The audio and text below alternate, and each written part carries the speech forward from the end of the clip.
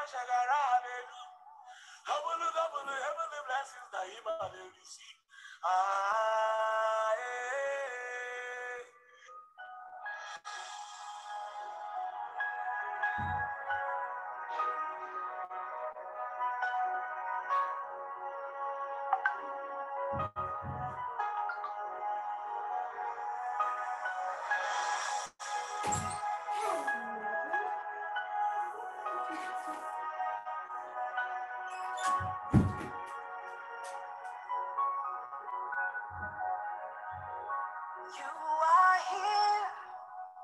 Moving in our midst, I worship you.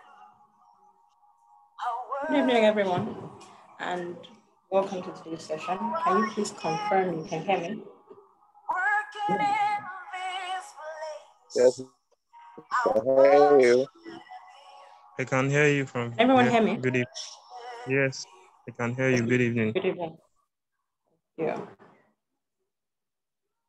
So good evening, everyone, and welcome to today's session.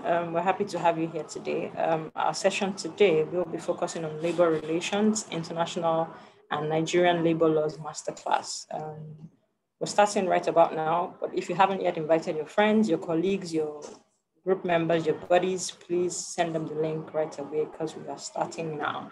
And the session will be recorded, and so we can share with people after the session. But please send to your colleagues and your friends so that they can join in right about now. Promises to be an engaging and insightful session. Our focus tonight will be labor relations, international and Nigerian labor laws. That's what we will be doing tonight. And just to briefly introduce who we are as a community, we are the Covenant Nation, a faith-based Pentecostal church seeking to help people develop their career in HR and engage actively within the HR community in Nigeria. The whole essence of the group is to ensure that we arm people with the right information to enable them go and deliver change in the world where they find themselves. And we welcome everyone this evening with our arms wide open to support everyone to grow and develop in their careers.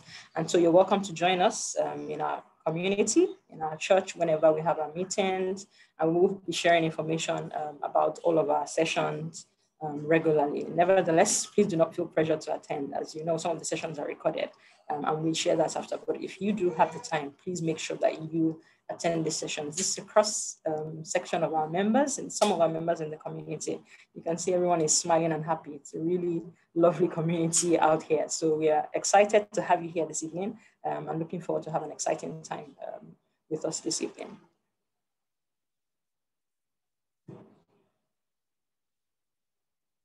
So we've said that this is an engaging and insightful session. So with us this evening, we've got a power-packed HR professional in our midst. He's a top-performing, accomplished, and skilled human resource executive and researcher with over 15 years plus of experience across high-profile industries, including the power, oil and gas, telecommunications, broadcasting, real estate, advertising, academia, consulting, and volunteer work. Yemi Adeosun offers professional expertise and a diverse range of skills within the organizational strategy development, business strategy, change management, employee relationship management, and administrative experts HR roles. Yemi Adeosun is a member of the Chartered Institute of Personnel Management.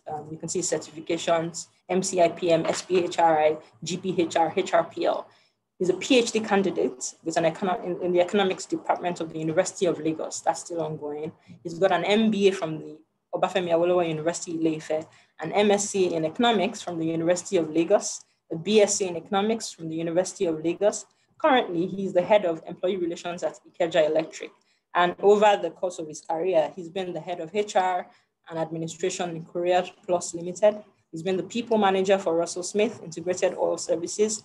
He's been the head human resource technology distributions limited, head shared services Fieldco Limited, head human resources in motion of advertising. He also has experience in consulting, HR experience as Globacom, a major telecommunications firm, as we all know in Nigeria.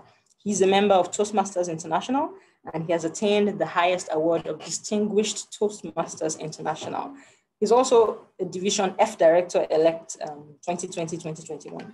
Yemi Adeosun has published 11 papers in reputable journals and 2 book chapter contributions. With Jesus' joy, good people, let us welcome our speaker tonight, Yemi Adeosun. Thank you for running this session tonight, and we're looking forward to an exciting session. Please, over to you, Yemi Adeosun. Thank you so much. Thank you so much for that exciting introduction. Good evening, everyone, and happy Easter. I know it is not easy to pull out of family, friends, and loved ones for a learning session, but we have to do what we have to do. Thank you for voluntarily joining this session. So let's go right into it. Okay, we'll be looking at the labor law. My colleague who had introduced me earlier will share the labor law again. She had earlier shared it on the group, but please, if as much as possible, if you have not already downloaded it, please download it maybe on your phone, your system, whatever device you are connecting with, because it will be very, very helpful. Okay, so some of our core learning objectives today include the global perspective and basis for employee and labor relations. We'll also define and explain employment relationship. We will discuss the role of the state in industrial relations system. We'll also look at the concept of labor laws, the Nigerian Labor and Allied Act, and then 1 or 2 other things around this place. But on a general note, there is a popular saying that says that ignorance is not an excuse. Ignorance is not an excuse. So whether you are aware or not aware, you cannot use that as a reason or as a justification for doing the wrong thing or not doing the right thing. So the onus lies on you to ensure that you are knowledgeable. And these things are not static, they are dynamic, they change from time to time. And so you have to be functionally aware, contextually aware. And one of the things understanding the labor law does is that it helps to bridge harmony in the workplace. There's something we call industrial harmony, okay? Industrial harmony. Okpemipo, you may want to send that message to everyone and not just only me. Thank you so much, Okpemipo. Okay, so let's make progress. Now I'm going to lay a foundation, and if I had my way, I would have laid this foundation at the end, because I want as many people that will join this call eventually to hear this. But it is a foundation, so I have to say it from the very onset, from the beginning. And I congratulate you for being here with us right now. So I need us to get 1 or 2 things clearly, so that going forward in our HR practitioner role, or even as professionals, we will know the authority, the source of our strength, okay? The source of our conviction and our commitment. No employer or boss, in quotes, so to speak, will just toss you around like the wind. You know where we are coming from. So, you see, HR practice, we hear things like global best practice, international best practice. We also hear things like best fit, and so on and so forth. All these things are good. However, it is not just the big multinationals, the big corporations that define or shape best practice. There are institutions, and one of these institutions that helps to shape, refine best practice is the ILO. ILO. What does ILO mean? ILO means International Labor Organization. International Labor Organization. Just for your information and for the benefit of everyone on this call, International Labor Organization, permit me to use this phrase, is a parastatal or a subset of the United Nations. So the United Nations is an umbrella body of about 200 or more countries around the world that puts various frameworks in place. So you will hear things like, oh, the United Nations Human Rights Commission. That's an organ of the United Nations. United Nations Human Rights Commission. You will also hear United Nations Children Fund, UNICEF. That is also an organ of the United Nations. However, for the space of labor, human resources, we have an organ called ILO, International Labor Organization. So as aspiring professionals, as we grow in our career, we have to touch base with the ILO so that you understand the fundamentals. Now, they have said a lot of things, okay? And from time to time, they release communique, but I'm just giving you an abridged version today, a synopsis. Now, when it comes to the 4 key issues that they have, put forward to us, 4 key things in their meeting in 1998, okay? They came together, and when I say they, I mean all their member countries sent in delegates. Typically, when ILO is doing conventions, they have 2 or 3 sets of delegates. They have delegates from labor, the workers' union, okay? They also have delegates from the government of the member organizations. Then they all equally have delegates from the employers' association or forum. So there are 3 people or institutions involved now: the federal government of Nigeria, the labor unions in Nigeria, and the Association of Employers in Nigeria. These 3 people or 3 bodies will represent the delegate from Nigeria. So let's say 6 people go from Nigeria. It can be 2 from government, 2 from the labor union, 2 from the employers. So in Nigeria, they call a body NECA, Nigerian Employers Consultative Association. That's the member association. Okay, I can see Nebeti Okoye raising up his hand. Do you want to say something? Or it is unintentional? Okay. So when you see this, so I'm just explaining this so that you know how these conversations take place and how these decisions are reached. They are reached after painstaking engagement, consultation, interaction, rigorous discussions, and then they come up with what we call maybe a communique, a resolution. You know, they can use any nomenclature as it is. Now, 4 critical things are very germane, very fundamental. The first one is the right of workers to associate freely and bargain collectively. I'll say that again. The right of workers to associate freely and bargain collectively. In other words, to form union or to unionize.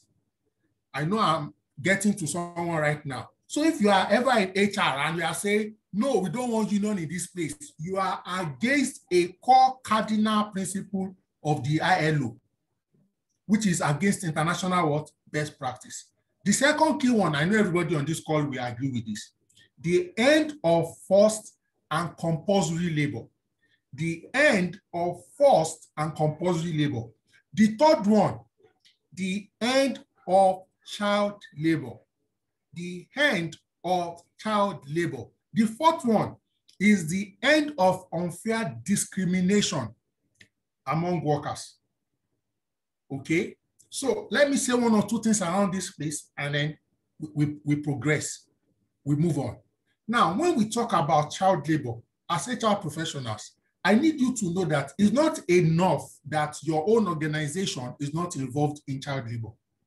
Also, the organizations that render services to you, that are vendors to you, that provide you raw materials, your organization must also ensure that they are not using child labor so that they can produce goods and services at a cheap and then ensure transfer cost savings to you. Are you together? Are we together? So it's not just your organization. So maybe you are working with procurement. You must find out, I hope the organizations that we are doing business with are not engaged or involved in the use of forced and compulsory labor or of child labor. Now, the last point, I'll just say one or two things. And if I stop here, one or two people will have gotten insight. Now, when we talk about discrimination among workers, even let's just take something as simple as an average job vacancy. You will see discrimination there. You will see something like only men should apply. Only women should apply. People above a certain age should apply.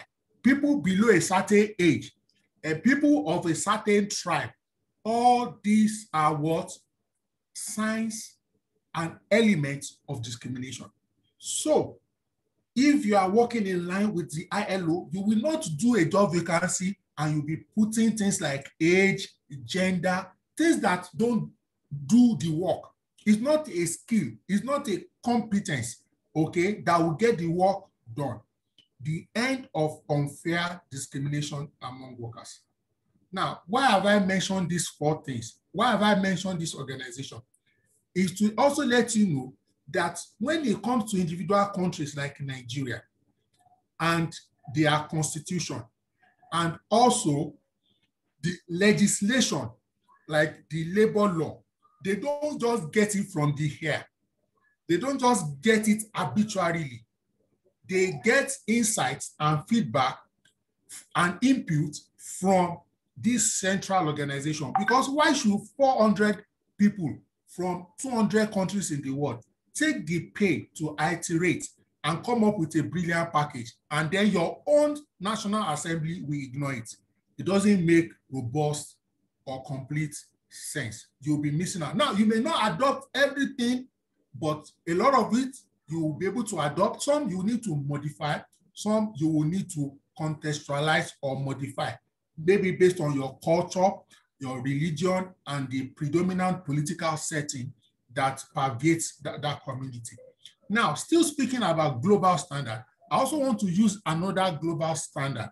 Okay, so there's something we call Social Accountability International. It was formerly called Council on Economic Priorities. Okay, Council on Economic Priorities.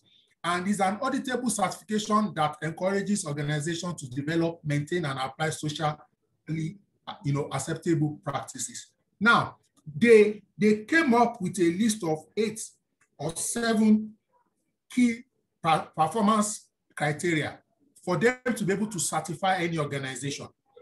Now, because of time, I'll just mention them in brief. You also see an overlap between the SA 8000 and the ILO declarations. You see some synchronization there. The first thing they say, no to child labor. So that is a no-brainer. 2, no to forced and compulsory labor. 3, you must take the health and safety, HSC, health and safety of your workers very seriously. 4, you must support the freedom of association and the right to collective bargaining.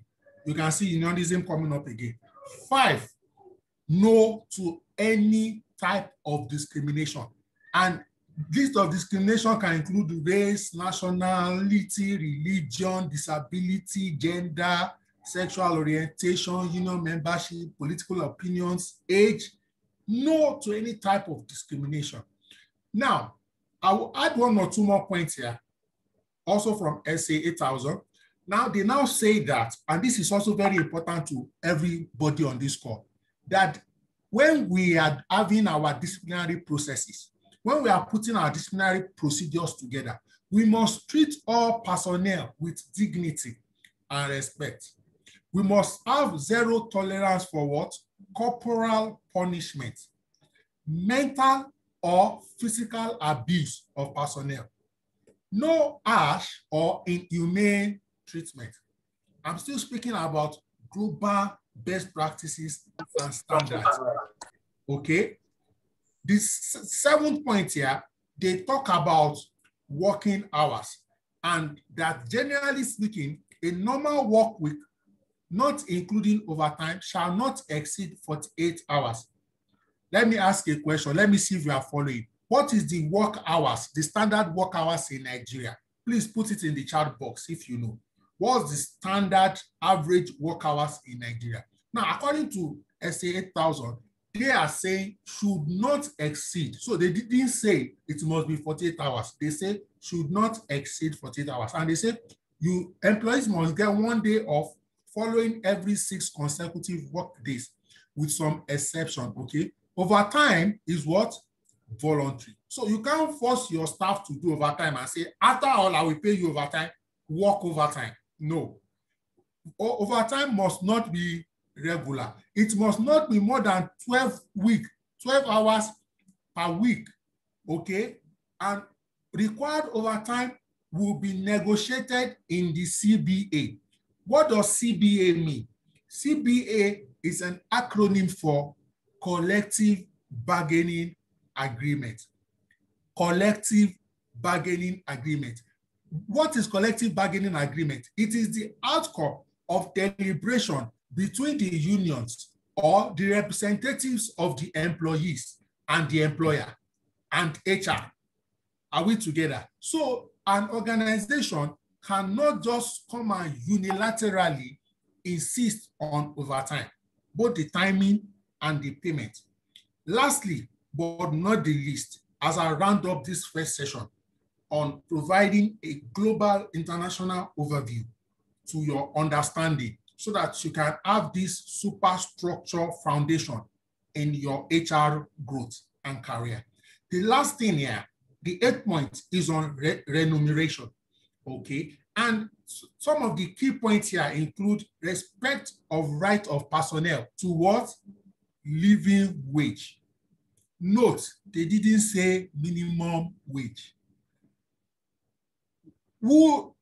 How does minimum wage come about? Typically, a legislation by the state. Typically, after negotiation between union, employee representatives, employer representatives, and the government. But we all know that minimum wage is not reviewed or amended frequently. When last is our current minimum wage? How old is it? Quite a number of years. So do we see here that the standard does not speak to minimum wage? Rather, it speaks to what? Living wage, which means it will support the sustenance, the survival, okay? It will ensure the employee is not in a precarious condition, okay? So it is very important. It also states that workers will be paid at least the legal minimum wage, and so on and so forth.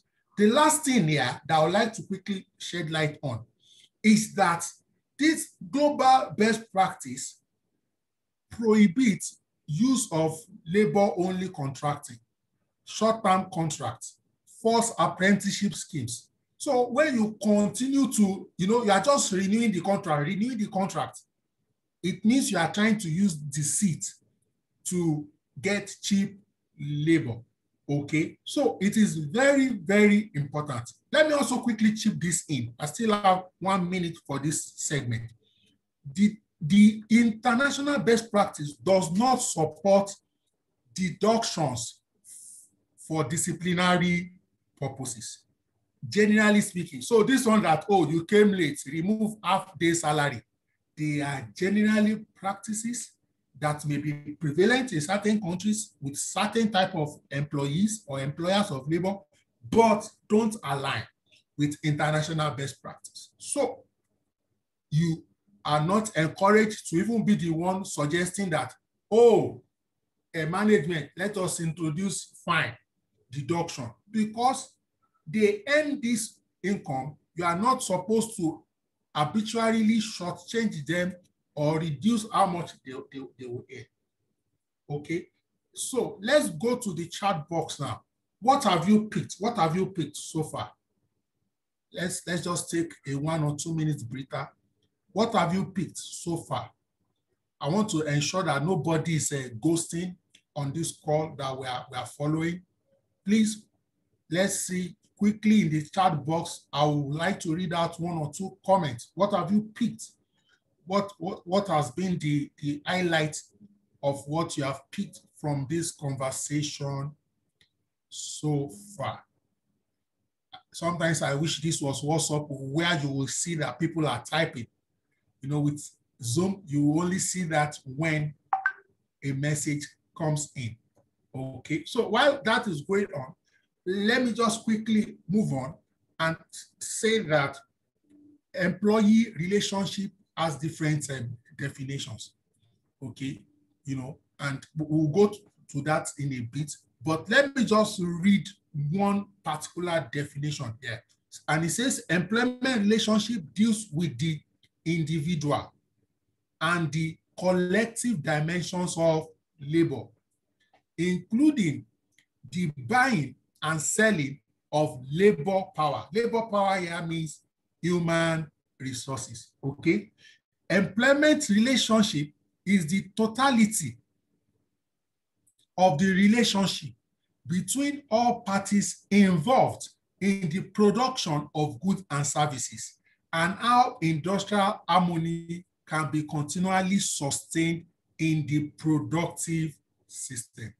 Okay, now these are the actors in industrial relationship.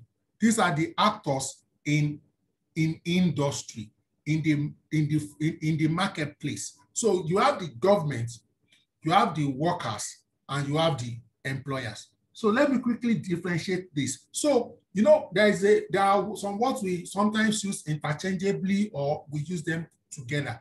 We have employee relations and we have industrial relations. So typically, generally, when we talk about employee relations, we typically often refer to employee relations in a context where there are no unions. In other words, you just have an organization and you have employees. So the relationship between the organization and the employee, you know, that HR midwives, in that context, we typically say that is employee relations, okay? And it is guided by principles and policies. It works in high maturity environments and low legal constraints environment. We now have the other one, which is industrial relations. So the moment you are talking about industrial relations, it means of a necessity that you have what we call labor union or labor union. So there are some organizations or some sectors, they have as many as 3, 4 unions. Some we have only one. Okay. So once you have union in your organization, and what you are doing now is now industrial relations. In a real life setting, even when you have union, don't forget that not all your employees will choose or opt to be part of the union. So what we see is that you are doing a combination of both labor union and both employee relations and industrial relations. So it is running concurrently. Okay, so industrial relations is guided by labor and social laws from government, okay, like the labor law, which we have shared, and then we can share it again now, please, if you don't mind.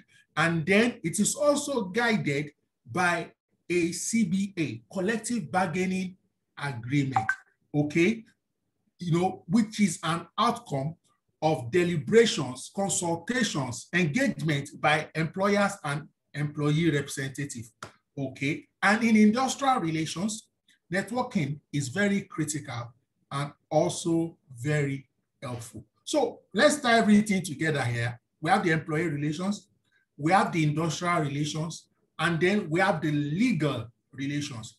Now, sometimes, oftentimes, when things don't work smoothly, maybe there is a dispute that the two parties, that is labor on one hand and employer on the other hand, cannot resolve. It typically leads to either arbitration or litigation, and you may need to go to court. Okay, we have the Nigerian National Industrial Court, for example, or it can be regular court, depending on what the matter is, what the context is, you know, and where the complainants in this context goes to first. Okay, but typically is the last resort. So there are certain agreements that will state that if there's a dispute, we won't just go to the court, we may go to arbitration. Now, arbitration is also largely managed by governments and apparatus, but it is faster, it is cheaper, and than the court. So we have legal relations. So the different stakeholders, the three core stakeholders have different, how do I say this? Different needs, different objectives. The government wants productive industrial atmosphere that guarantees increased tax income. Because if people are not working, they won't be paid, and commerce, trade will what? Will reduce. The employers want also a peaceful and productive atmosphere to grow. They want to maximize their profits and shareholder returns. The workers, among other things, they want improved wages. They want better conditions of service. So another word, another term for the CBA, which is collective bargaining agreement, is COS, conditions of service. So these phrases are interchangeable. They are more or less like synonyms in the industrial relations lexicon. So you can either say collective bargaining agreement, CBA, or conditions of service, COS. Are we together? So the interest of labor, typically, satisfaction of their basic needs, their survival. They want to sell their talent, their skills, their time over a period of time to the organization. Typically, to labor is sometimes afraid, jittery, that technology, capital-intensive production means may, impact on their capacity to continue to work. So artificial intelligence, machinery, equipment, when you automate a plant in a building, maybe what 200 people used to do before, you may just need 3-4 people. These are concerns, and genuine concerns of labor. Also, there's this concern that each time you increase wages, it may or may not affect profits. It won't affect profit if only and only if you can increase productivity correspondingly, or even more than proportionately. Okay, so you have the work environment, and you have employees who also have discretionary capability. They can withhold services, and they may come to work and be working slow and not give their best. You also have the external environment, and some of the factors that determine the external environment may be the legislation and the rules of engagement. Okay, so these are some of the roles of each of stakeholders. The government maintain laws to shape and guide industrial relations atmosphere. So there are quite a number of laws, okay, and we need to get this clearly, even though we have shared only one called the Labor Act or the Labor Law. But that in itself is not the only law. There are other associated laws that are directly and indirectly contributory to shaping industrial relations. So you have the Labor Law, you have the Trade Union Act, you have the Workmen Compensation Act, we have the Factories Act, you have the Pension Act, even the Payee Act, okay, and then the very recent Finance Act that was just passed into law, I think that took effect January 1 this year, all have effects, direct and indirect, on employee and employers alike. The role of the employers too includes complying with those laws and the collective agreement or the COS signed with the union, maintaining a fair labor practice. When we talk about fair labor practice, we discuss them when we open this session. And how do you maintain fair labor practice? Policies, procedures, values, principles, and then continuous engagement and communication. So when you are coming up with any policy in your organization or for your organization, it must be fair. It must be consistent. It must not be at variance with any of these international best practice or any of the provisions of the Labor Act. Otherwise, your policy will be technically null and void or will be faulty. So when you are putting together a policy, the first thing is what aspect of the labor law speaks around this policy. you need to familiarize yourself with that aspect so that you don't come up, you may be doing a good thing from your own perspective, but you may be doing a bad thing, an illegal thing. Okay, so something may, in quote, feel good, but may be illegal. Sometimes so something may feel bad, but may be legal. So you need to be familiar with it, that you just don't come up with policies, processes, procedures out of context without touching base. So let me also say this at this point, that we have many lawyers who also happen to be HR professionals, and that's very good. That's very good. We also have many organizations who have a legal department as a standalone department. That is also very good. So whether you have an HR colleague who is a lawyer, or you have a legal department in your organization, or in some instances, many organizations may not necessarily have a full-fledged legal department, but they will have a law firm on retainership. It doesn't matter. What I want to say now is that make sure, as much as possible, you leverage on the lawyers within your space. So let me give you an example. If you are doing a policy, it is not bad to send it to your own internal legal team or your lawyers on retainership to review it for you. They may not be reading the English. No, they are not doing, what do you call it, grammar editing. A comma in front of something or at the back of something can change the meaning. Okay, so let me say this. Let's say you've never done an offer letter before. I will advise the first offer letter, run it through a lawyer, either internally or externally.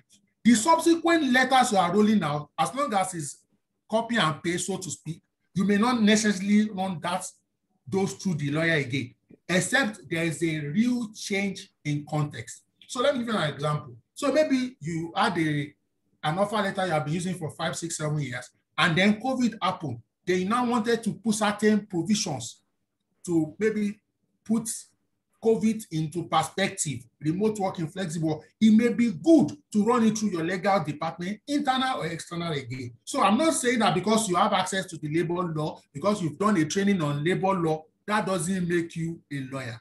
Okay, even at my stage, I am in bed consistently with the legal department of my organizations, and we are brainstorming, rubbing minds, and where necessary, we also consult our external lawyers so that we all survive and make the best decisions based on collective wisdom. So I just said I should mention this and drop this at this point. So what are the roles of the workers? One, comply with company policies, the laws, the collective agreements, while maintaining a peaceful and productive industrial atmosphere.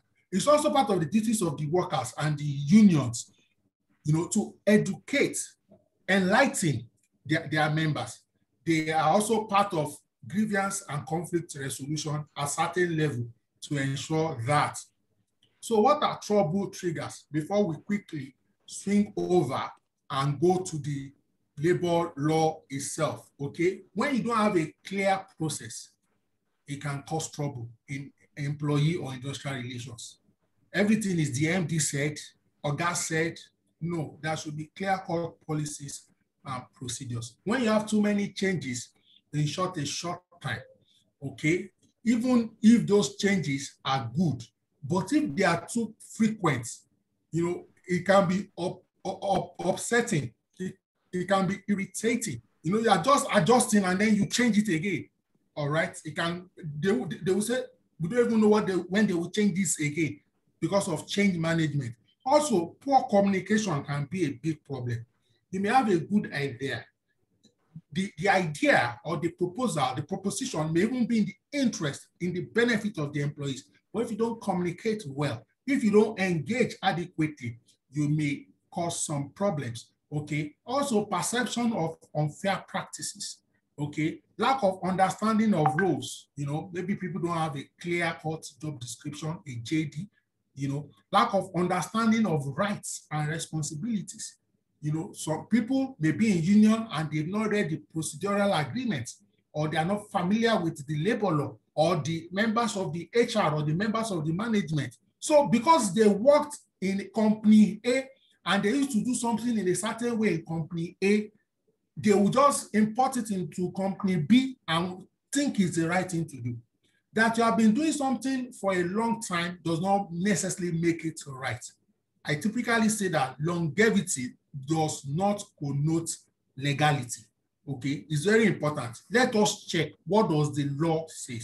Okay, lack of engagement of employees in pursuing company objectives. So these are some of the key things. So at this point, if you have any questions, feel free to drop it in the chat box.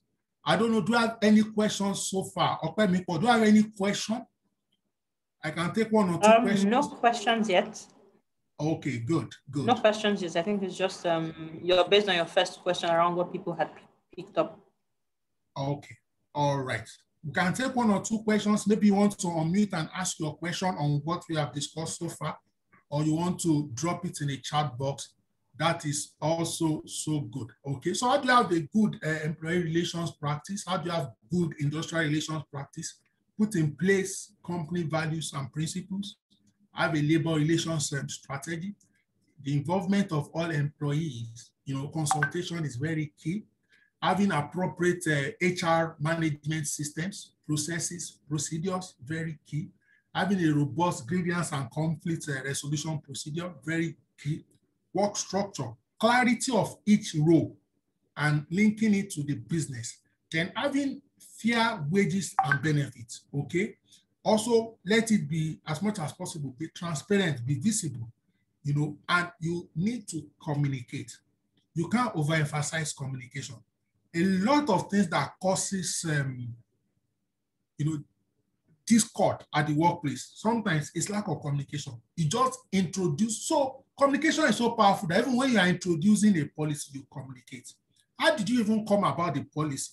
As much as possible, pick like a representation across the different stakeholders in the organization. Even discuss the policy with them before you even draft it. Get their input, their buy-in, their suggestion. When you draft it, run it through them again.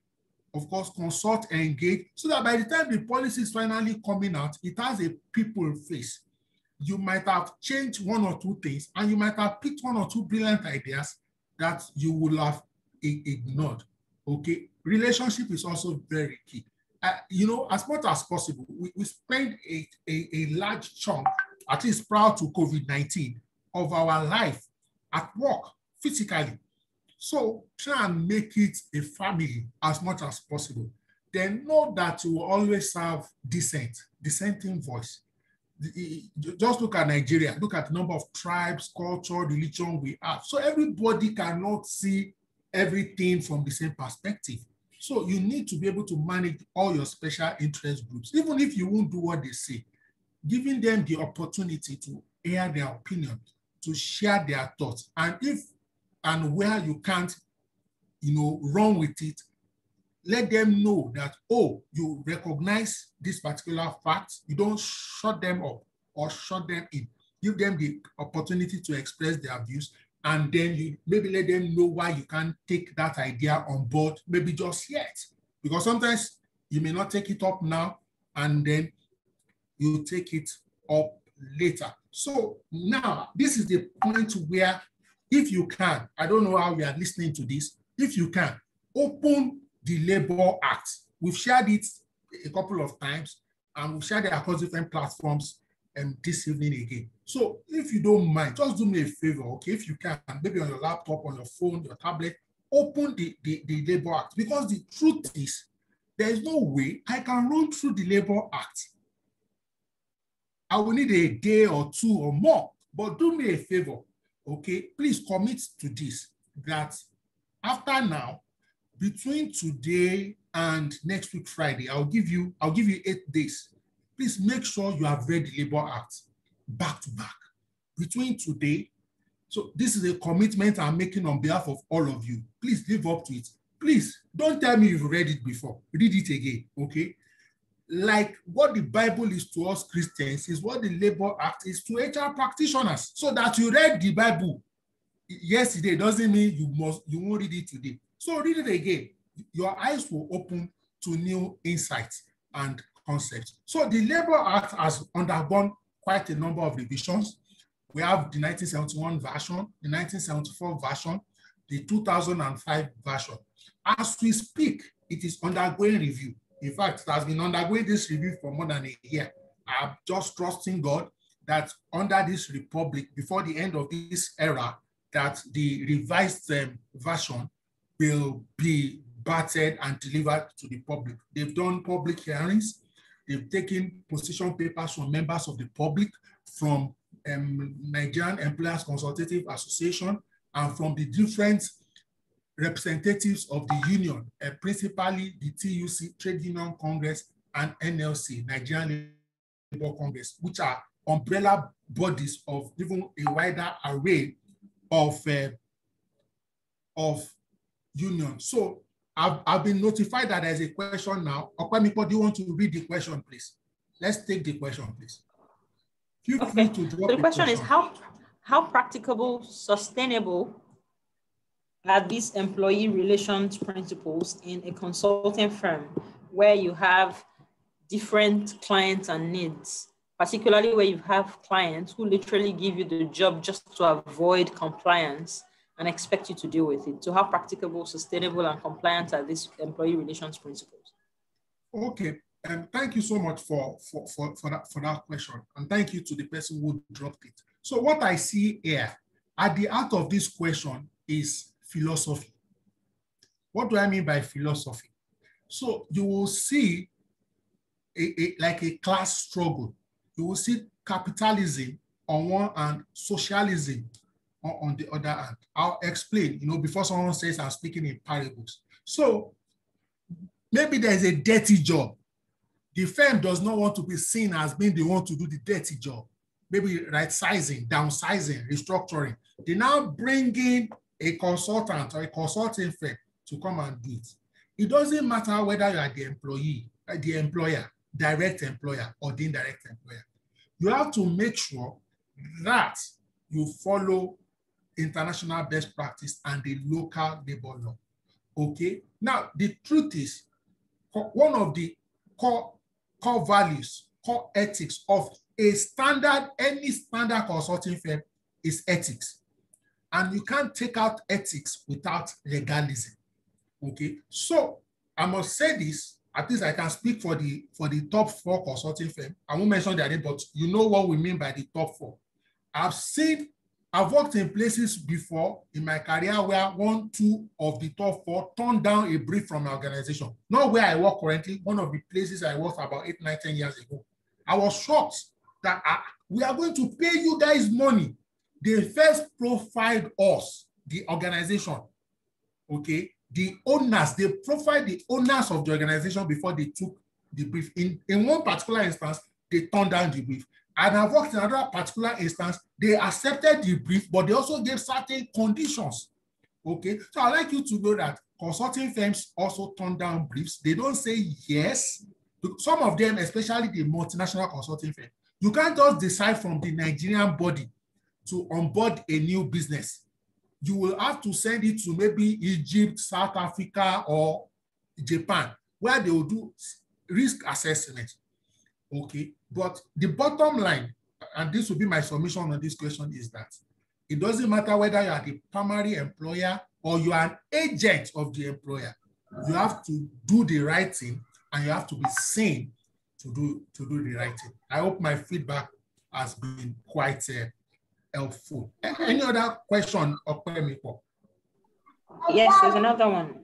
So okay, it says, so what disciplinary measure can be applied to discourage tardiness, absenteeism, and how best can this solution be presented to management that strongly believes in salary deduction? So you had talked about salary deduction. Yes. So this person is asking, what disciplinary measure can you apply to manage that, right? Yes. And for management to buy into that, because you know how management can be sometimes. Yes, fantastic. So let me say this. Permit me to borrow from the medical palace. You see, when you see lateness is actually not the disease. It is a symptom. So when people are coming late, that lateness is a manifestation of a deeper problem. Now, that deeper problem may be an individual problem or an organizational problem, or it may begin as an individual problem and transit. I will need Ogbeni to help me check the person who is not muted and kindly help me mute the person. Don't debit the person, just mute the person. Okay, so you need to engage with the person. Now, there are different reasons why people come late. So let's take Lagos, for example. Where is your office and what is the resumption time?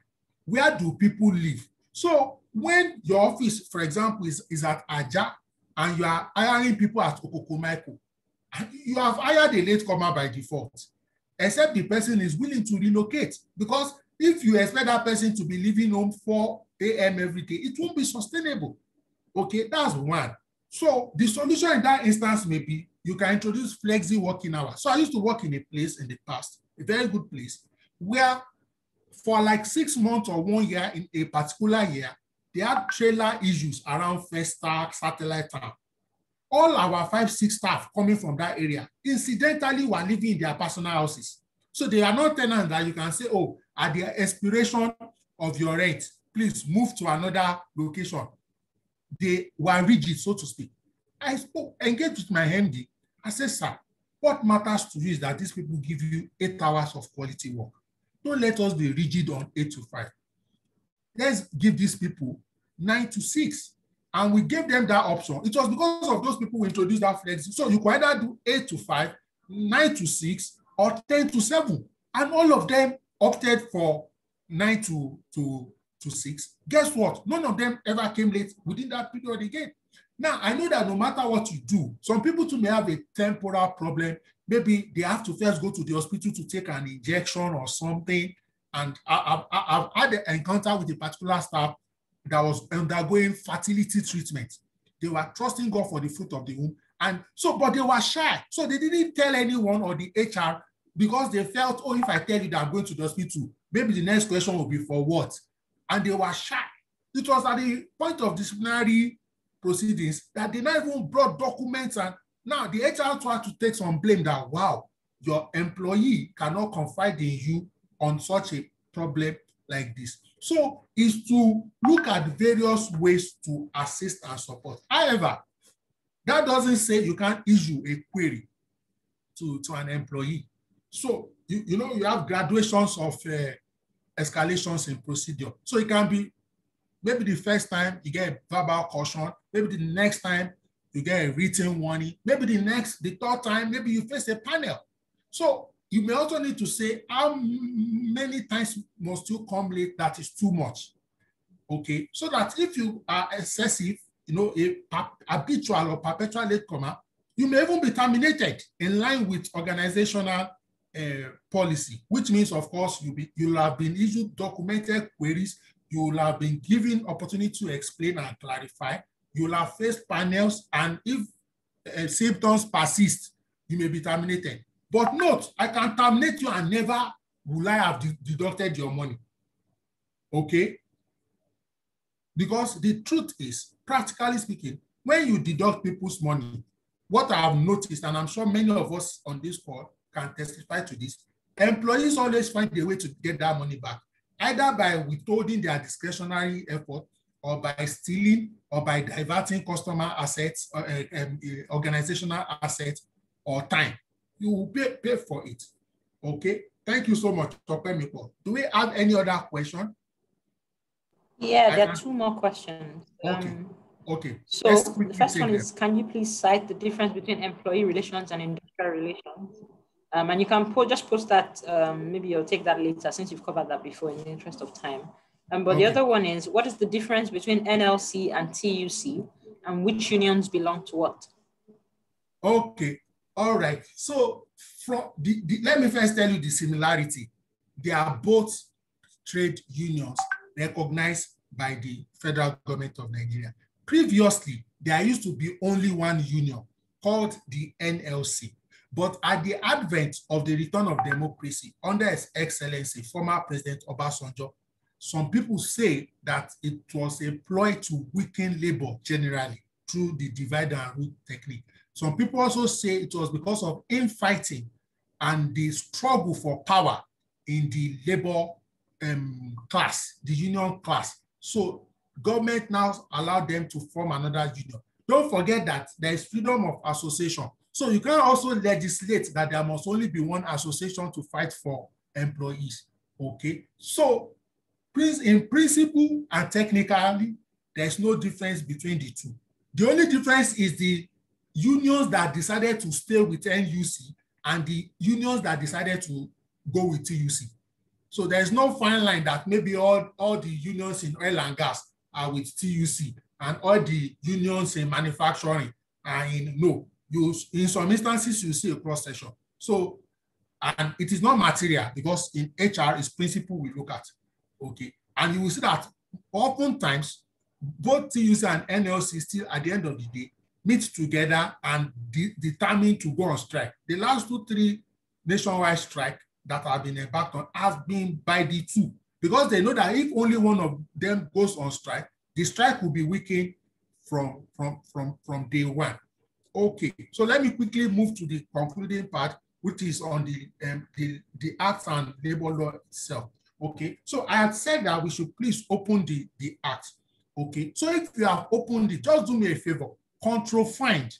I'm talking as if you are using a laptop or a phone now, but I guess you can also control find or search, use the search option on your phone. Just put maternity in the Labor Act. I'm talking about the Labor Act that you downloaded. Download maternity, because what I'm teaching you right now is how to find something, okay? Because that's very important. So before you take a decision, just control find.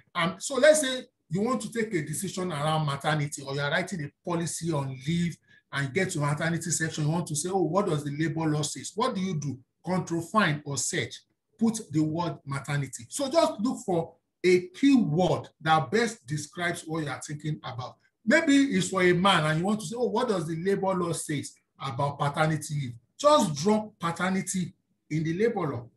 Now, in some instances, it will return multiple options, maybe 5, 10, 15, if it is a very popular matter. In that case, it may be in your interest to read all the segments so that you can get the full understanding. In some cases, it will return 1 or 2. So that is how to, so if you want to say salary now or wages, just search for wages, control find, and then you check all the sections where wages is. So let me quickly do an overview so that we can cover grounds. Okay, so the Labor Act has 4 parts: the general provisions, part 2, recruitment, part 3 speaks about special classes of workers and miscellaneous special provisions, while part 4 is what? Supplementary. Also, let's see in slightly broader detail. So if you have the Labor Act with you, you can just go to the appropriate section. Section 1 to 6 talks about protection of wages. 6 sections were dedicated to what? Protection of wages. Section 7 to 12 talks about contract of employment. So somebody will come and say, Oluyemi, please, can you share your letter of employment template with me? No, sir, no, ma. The template or the ingredient for a template is in the Labor Act. What and what at the minimum should be in a contract of employment. You can add more based on the peculiarity of the organization. You don't need Oluyemi's template. You have one or the ingredients for one in the Labor Act. Section 13 to 20 also talks about terms and conditions of employment. Section 21 and 22 is general. Part 2 talks about recruiting. Okay, so section 23 to 32 talks about recruiters and recruiting generally. Section 33 to 44 talks about recruitment for employment in Nigeria. Section 45 to 48 talks about enforcement provisions. Now, part 3 talks about special classes of workers and miscellaneous special provisions. Okay, so you have section 49 to 58 talking about apprehentis, section 49 to 58. Section 59 to 64 talks about young persons. Section 59 to 64, young persons. Section 65 talks about domestic service. So your house help, your nanny is covered in the labor law. that your gate man, that your megad is in the labor law. Domestic service, section 65. I encourage everybody to read section 65 so that you will judge for yourself whether you have been treating your domestic service appropriately or otherwise. Section 66 to 67 talks about labor health areas. So when you talk about, in quotes, so to speak, using popular parlance, health, HMO, and things around health, labor health areas, okay, 66 to 67. Section 68 to 72 speaks about registration, employment, exchanges, and so on and so forth. Section 73 to 74 speaks about what? Forced labor. Where do you think they got the forced labor from? Your guess is as good as mine. But they speak about forced labor. Now, the fourth part, which is the final part, is called supplemental. Section 75 to 76 talks about records and returns. Section 77 to 79 talks about settlement of disputes, okay? Section 86 to 92 is miscellaneous. Miscellaneous just means different kind of random things, that have impact on the employer or the employee, as the case may be. So, because of time, we'll just take a few of these sections, just a few of them randomly, okay, not in any particular order, just to highlight, what we are speaking about today. Section 91 defines who a worker is. If you're an HR professional, it has to know this. You have to know this, okay? A worker, as defined by the labor law, is any person who has entered into or works under contract with an employer, whether the contract is for manual labor, clerical work, whether it is expressed or implied. Please pay attention though. Whether it is oral or written, okay? Whether it is a contract of service or a contract personally to execute any work or labor. I put it to you again. That's your gate man, Musa at the gate. That's your nanny. Folake in the house is a worker. My next question to you, are you paying him the minimum wage? Because a worker has nothing to do with whether you gave them offer letter or not, because it states here whether it is oral, verbal, or written. Okay, so please take notes. Let's also look at section 7 here. This talks about contract of employment. Don't forget, I'm just picking a few. We're not going through. We have committed to each other that everybody on this call will read the labor law between now and next week, Friday, 8 days, okay? And it's doable, it's achievable. I read it in 2 days when I want to read it, okay? And I don't commit the whole day to it. So let's look at this. Except a worker has entered a written contract of employment and possesses a copy, section 7 makes it compulsory for every employer to give to the worker within a period not exceeding 3 months after commencement of work, a written statement specifying what? The following. Now, this is the template for employment letter. All of you, as I'm reading it, just benchmark. Does your current or previous employment letters follow this, or does it have element of this? 1, name of the employer and the undertaking by which the employee is employed. 2, name and address of the worker and the place and date of his or her employment. 3, nature of the employment. 4, the date when the contract is to expire if it is fixed. The period of notice to be given by the party wishing to terminate the contract with due regards to section 11. So there's another section 11.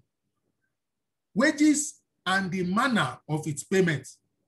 The period of payment of wages.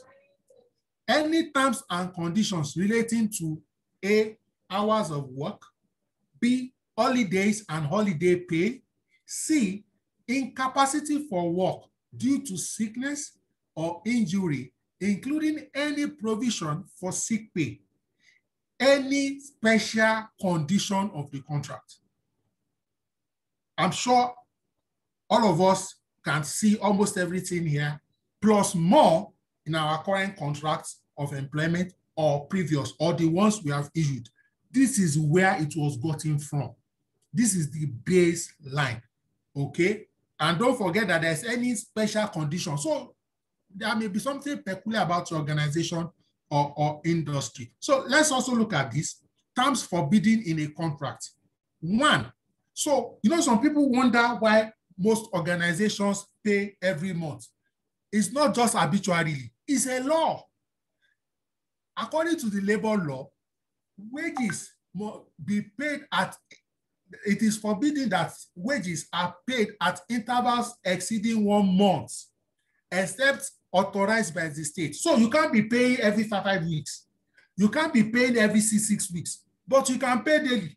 You can pay weekly. You can pay every 2 weeks. But the maximum interval is what? 1 month. So when in a one-man business, they are paying on the 82 or the 82, they are breaking a law. Okay, the worker can be made liable for the debt. It is also forbidden that the worker can be made liable for the debt or default of another person. So because Oluyemi is owing, you will now take Theophilus' pay to pay for Oluyemi's debt. It is forbidden. It is forbidden that a worker's employment shall depend on whether he or she joins or does not join a trade union, or he shall remain or not remain a member of the, is forbidden. Okay, you know, in the past, we've had 1 or 2 organizations in the financial sector saying you can, it is illegal. A worker cannot be dismissed or be prejudiced by reason of trade union membership or because of trade union activities outside working hours with the consent of the employer. So if you have, for example, union leaders in your employee, you have to treat them carefully, okay, carefully. Now let's look at section 11 that talks about termination of employment, okay. Employment can be terminated by either party subject to the terms of the contract. In other words, what is written in your employment letter, or in the absence of such. So let's say you don't have any terms of disengagement in your letter. It is in the labor law. 1 day notice where the contract has continued for 3 months or less. 1 week notice where the contract has continued for more than 3 months, but less than 2 years. 2 weeks notice where the contract has continued for 2 years, but less than 5 years. 1 month notice where the contract has continued for 5 years and above. I guess that if I take a poll on this Zoom call, this meeting powered by the Covenant Nation Human Resource Community Group, that what is the average notice period in our employment letter, I will take a bet that what the average will be 1 month. I know a few people may be 3 months, a few people may be 2 months, a few people may be 2 weeks, especially if they've not been confirmed. Where did organization get that 1 month general notice from? They took the maximum for 5 years and above, and everybody started putting 1 month. Now, if you read the labor law, you will suddenly see why some things have been done in a certain way. It's not just because somebody somewhere decided to do so. Some people see it in letters, they don't know why. Now you know why, and you can have access to the why. Okay, let's look at section 1 to 5 and section 15 that talks about wages and salary. Okay, I hope we are together. I hope we are getting value. Okay, so section 1 to 5 yes. And section 15. Thank you for that feedback. So if a contract of employment or any part of the whole of the wages of a worker is payable in any other manner, the contract shall be illegal, null and void. It must be payable only in legal tender. In other words, in Nigeria, Naira. So you can't tell your staff that because your company is producing cement, that come and use your salary to, instead of salary, let me give you 20 bags of cement. No. Now, if you give the staff the money, the staff is free to say, I want to buy cement. But you can't say, we don't have cash. Just take 20 bags of food there. That's not a legal tender. Legal tender in this context is what? Naira. It is illegal for the employer to include in a contract the place at which a worker is to be paid or how the worker should spend his or her wages. So by the time you are deducting the person for late coming, you are already spending their wages for them. Also, wages cannot be allowed to be paid to a worker in a premise used for the sale of alcohol or for retail sale of goods unless the worker is employed on such premise. In other words, when you go and pay somebody in a drinking beer parlor, what are you trying to say? You are trying to let them spend it irrationally, in quotes now. Now, look at this. Look at this. This is important. Some of us already do this. The law does not encourage advance payment in excess of 1 month. In other words, so if a staff comes to meet you, that's where this word salary advance comes from. A salary is what? 1 month's wage, typically. So when your company, in quotes, you are not supposed to give your staff 1 year salary as low. The law does not encourage any advance payment in excess of 1 month. Now, where advance payment has been made, the employer has maximum of 3 months to recover it. So look at this carefully. So if you borrow the staff, say, 60,000 naira, for the staff to pay back, they will pay 20K next month, 20K the following month, 20K the subsequent month. So what if you have borrowed him more than 1 month? Okay, so you have 3 months to recover it. In other words, this is where the principle of people not paying more than 33% of their salary as repayment for loan, either to the organization or to what? A bank. It is from the labor law that concept came from, as you can see clearly now. Okay.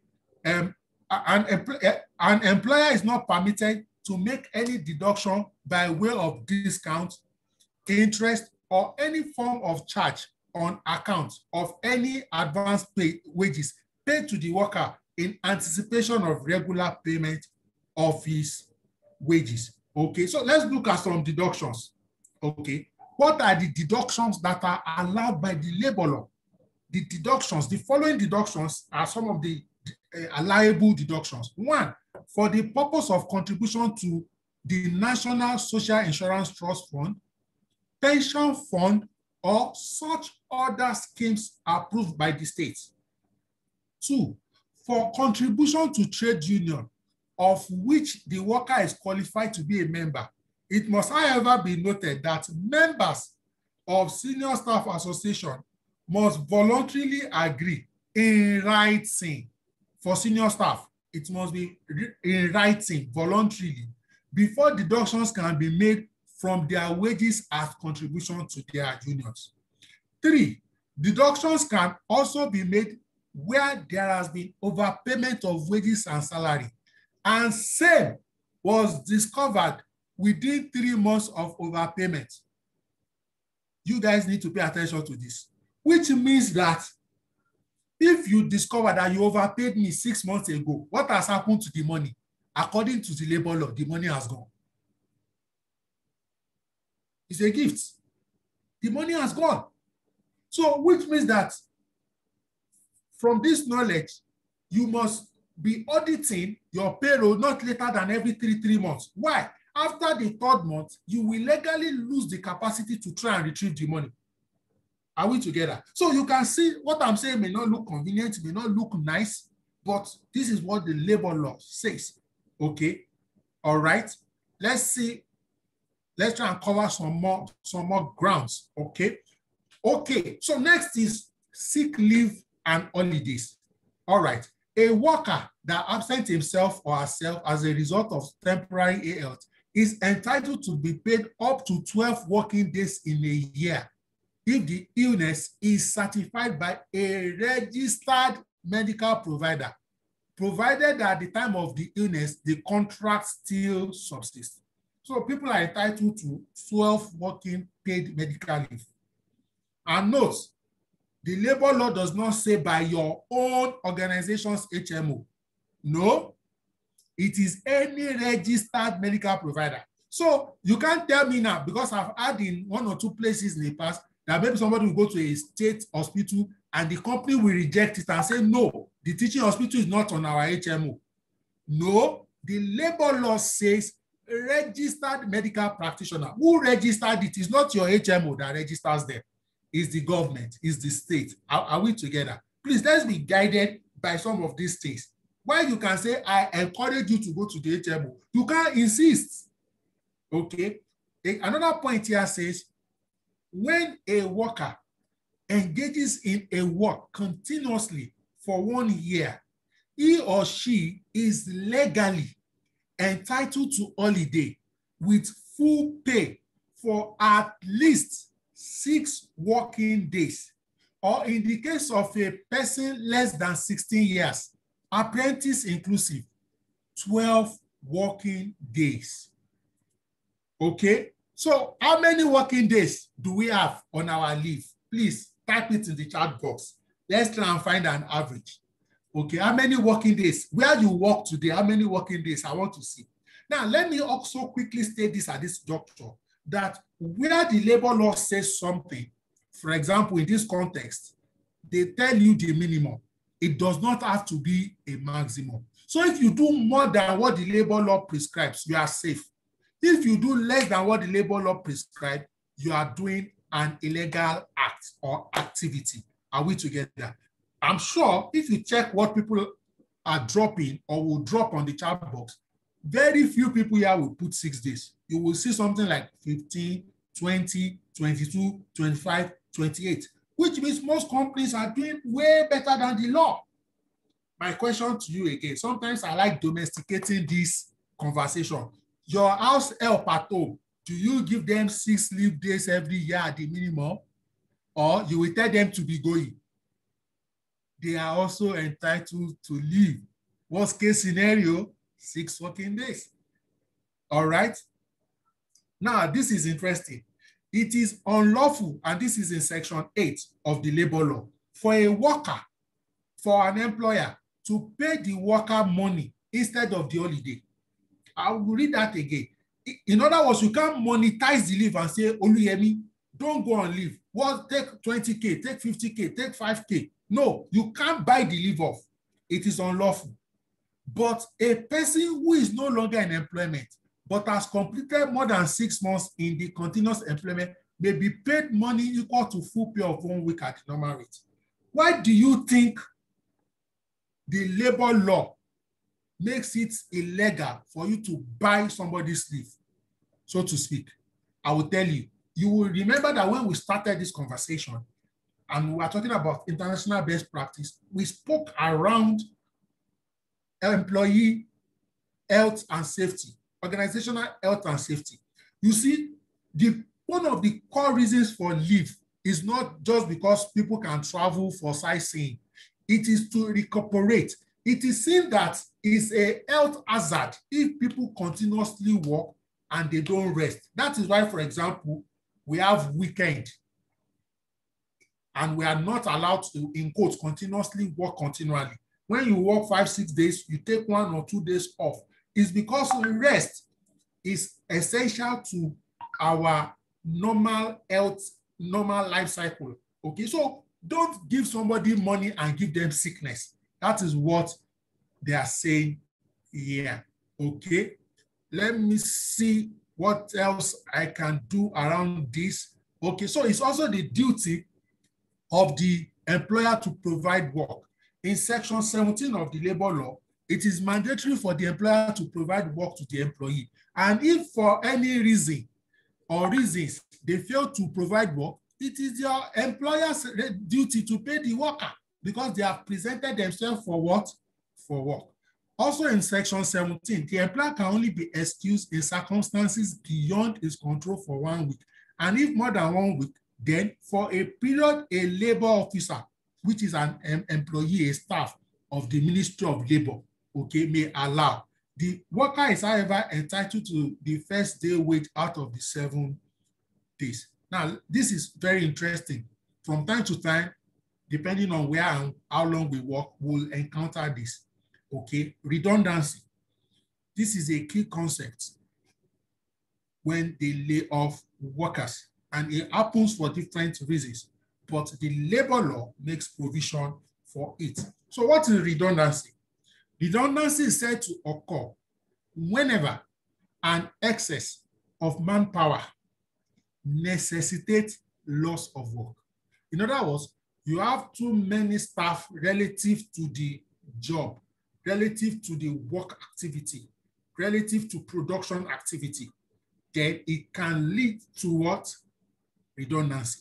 In such situation, the employer has a duty to inform the trade union.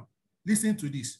Now, what if you don't have a trade union or the representatives of the workers of the reasons for and the extent of the anticipated redundancy? So you have to explain the reason to them, and you have to tell them the extent of the anticipated redundancy. The principle of last in, first out, LIFO, for accounting students. You remember FIFO and LIFO. Last in, first out must be used subject to other factors. And there are 3 key other factors. Pay attention, it will save your career. 1, skill. So in case you just change organization, in the unlikely event of redundancy, you are an easy candidate because you will fall under the last in, first out. What can you use to augment yourself? Skill, ability, and reliability. Skill, ability, and reliability. And some of our tools, like our performance management systems, are tools that help measure reliability so that it doesn't become subjective and line manager A doesn't like employee B, okay? The Ministry of Labor may make a regulation for compulsory payment of redundancy allowance on the termination of the worker's employment on the grounds of redundancy. Otherwise, okay, the employer must use his or her best effort to negotiate redundancy payment to workers whose employment are terminated due to redundancy. So you negotiate that, okay, we want to sack 15 drivers because you have outsourced it. How much do you pay them? Maybe 1 month's salary for every year completed, or whatever the bargaining, for the ability to pay and how well the union can negotiate, and as well as the organizational representative. So section 9, 49, 50, and 53 talks about apprentice, but because of time, I'll skip that. So let's look at this. This is interesting. We have exemption of women from certain employment and maternity protection. So look at this labor law, for example. It says night work is not permitted for women except she is a nurse engaged in agricultural undertaking as a manual laborer. If the work involves the preservation of raw materials that may get spoiled and the night work is necessitated due to unforeseen circumstances. The law also states that also no woman can be employed in an underground work in any mine, okay, except she's undergoing a study which requires her to occasionally enter underground or occasionally enters underground for a non-manual work. Now let's go to maternity. At this juncture, if we can make this interactive, I would like to engage 1 or 2 women. Okay, please indulge me here. Now, the law states that a pregnant woman, and it can be Opemipo, so that to make it interesting. Opemipo, are you with me? I hope I'm not putting you on the spot. I'm here, but I'm not pregnant. I've already delivered my baby. I just resumed from maternity leave, actually.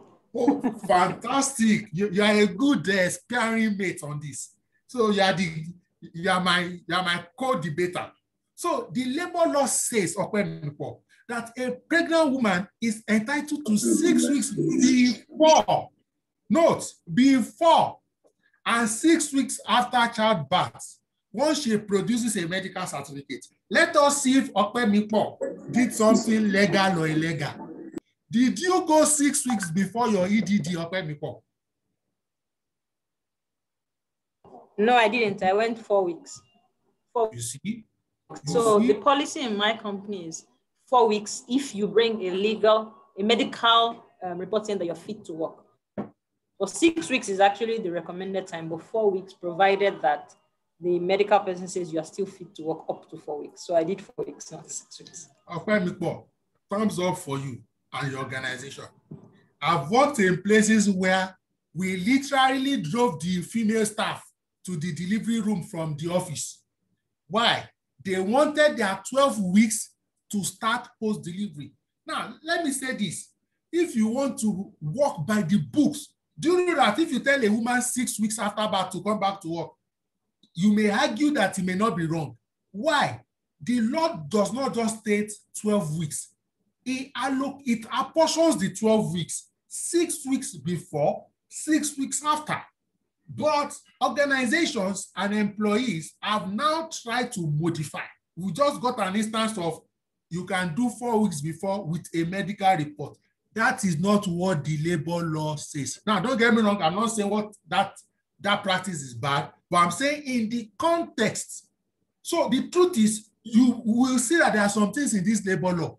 90% of organizations don't practice it. I don't know the current review, maybe it will now be couched in a way that maybe 6 weeks before and after, or at the discretion of medical advice of the female employee's doctor. I don't want to say that. Now, let me also say this. She is also, when I say she, that is a female employee in this context, is entitled to 50% of her wages, irrespective of her absence, and cannot be given notice of dismissal during her maternity leave. Now, if you want to be very legalistic and bureaucratic, it means that you should pay 50%. But guess what? Almost all organizations pay 100%. In other words, this buttress a point I earlier made that when the labor law states something, you can do better than the labor law. You can't do worse.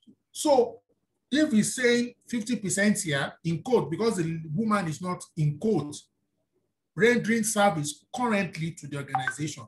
But the average organization was like, after all, before she was due, she was rendering service, all things being equal, she will come back and continue to render service. Why are we paying 50%? And almost a large chunk of organizations say, no, pay them the full. I also hope that this 50% will be revised to 100% in the labor law. I hope so, but I point this out to also show that sometimes there are things organizations do, in quotes, we don't thank them for it, and they are doing way better than the labor law. First, this 50% maternity wage, and then even leave generally. Okay. Now, look at this also. It states that a woman in this category, in other words, a pregnant woman, must be allowed 30 minutes twice a day to nurse her baby during work hours. Let me make you laugh. And this one, I'm not going to ask my sister, and congratulations on your baby. I owe her a small gift. Okay. So, most women too at work don't take 30 minutes twice a day. They take 1 hour. What do they do? Either they will be coming later to work by 1 hour or be closing earlier by 1 hour. They manufacture that. That's not what the labor law says. However, that is also very convenient. Okay, this is regulations of young persons employment sections 59, 60, 61, 62. I won't really dwell on that.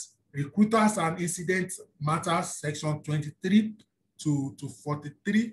Prohibition of forced labor section 73 says that, and listen to this fine, you will laugh. Even me, I can vex and pay the fine. The act established the constitutional provision of the Constitution of the Federal Republic of Nigeria against forced labor and placed a punitive measure of 1,000 naira or 2-year imprisonment or both upon any culprit. I can see the hand of gift abobo raised. If it is intentional, please, you have the floor. you have my consent to please share your opinion or ask your question. Thank you. Thank you. Okay. So someone asked a question earlier on regarding this. Sorry, good evening, everyone. Someone has a question earlier on regarding this maternity leave, talking about confirmed and unconfirmed staff. So I'd had several issues where, you know, my director, he will tell you this person is not confirmed, he's not supposed to, she's not supposed to go for 3 months, and this, that. I'm like, it's statutory. Whether the person is confirmed or is not confirmed, the person should proceed. And I see that most organizations, you know, also have this issue of not wanting their confirmed staff to go for 3 months. And sometimes when they allow the person go, the payment becomes an issue. They don't even want to pay up to that 50%. Some will tell you 25% just because the lady is confirmed. I want you to, you know, throw more light on that. Okay, thank you so much. The truth is, gift is that in the context of the labor law, there is no light to throw. It is a function of legality or illegality. Okay, the truth is the labor law is clear when it comes to criteria to go on maternity. It has nothing to do with confirmation or non-confirmation. Just like it has nothing to do with whether you are married, single, or in between. Okay? It also has absolutely nothing to do with when you joined the organization. So some organizations have it written or unwritten. They will say you must have done 2 years, you must have done 1 year before you can go on maternity. I put it to you, men and brethren, that practice is illegal, is unconstitutional, is unfair labor practice, and should not be tolerated, should not be condoned anywhere. And anything short of 50% is against the law, should not be tolerated, and should be challenged by all HR practitioners and all professionals of good faith. Now, let me say this at this juncture, that we are somewhat very fortunate here that Nigerians are not generally very litigant by nature. By the word litigant, I mean Nigerians are not quick to go to court.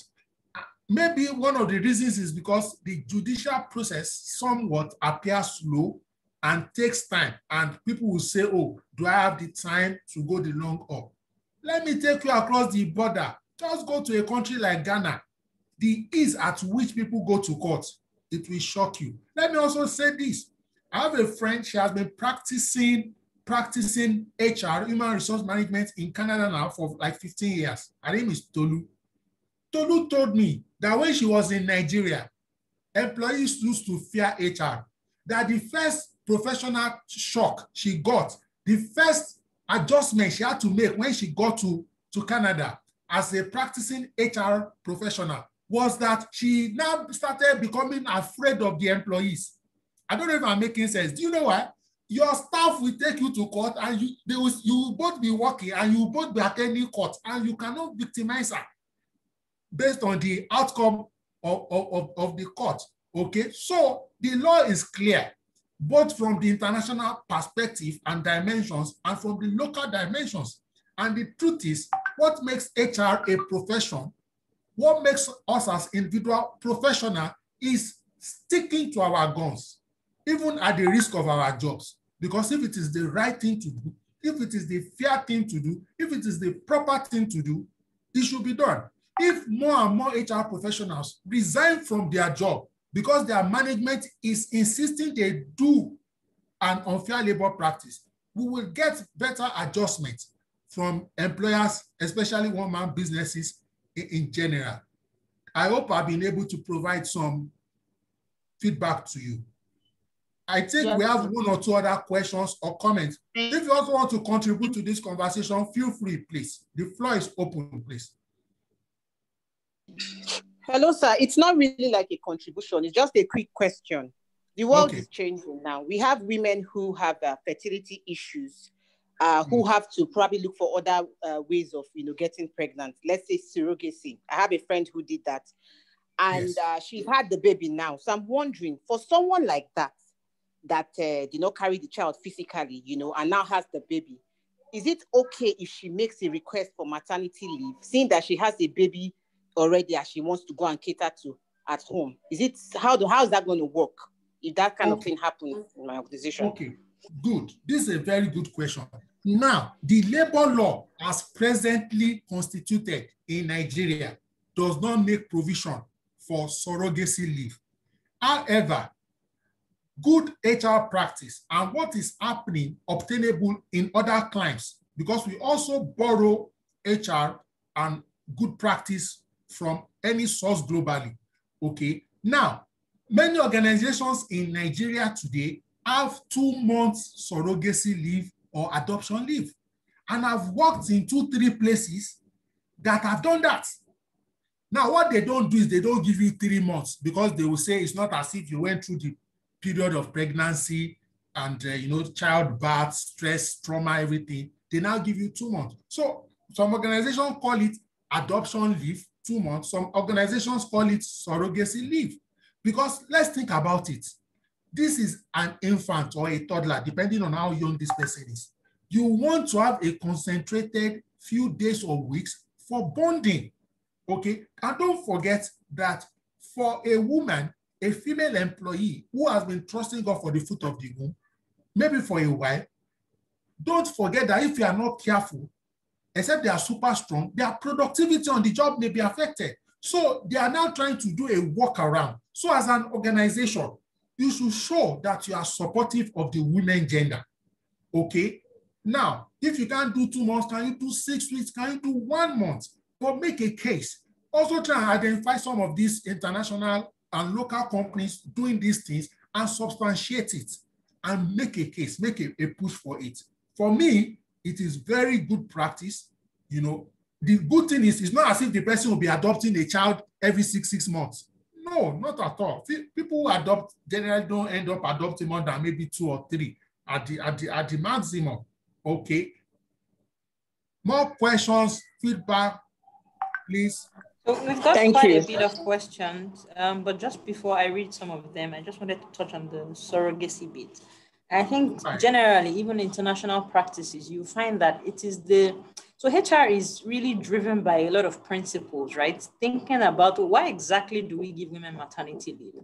And so it's the same thinking of why exactly would the woman want leave, even if it's surrogacy. Remember, it is her egg and her husband's whatever that they've put together to come up with the baby. It is an infant, like literally the surrogate delivers the baby and hands it over to you right away. It doesn't make you need less time with the baby because you did not carry the baby, right? So those are the kinds of thoughts we should be having when engaging leaders or managers in terms of what is the need for a maternity leave. It is to spend time with your child. The fact that you didn't carry it doesn't make you not the mother of the child. So I think for me, that's an important way to think about some of these things that we're doing. So let me just move into some of the questions that we've got. And one says that, what is the standard or practice for queries, giving queries or a grievance procedure? What should the standard practice be? Okay, so let me just say this at this juncture, that generally there is what we call procedural justice, and there's what we call distributive justice.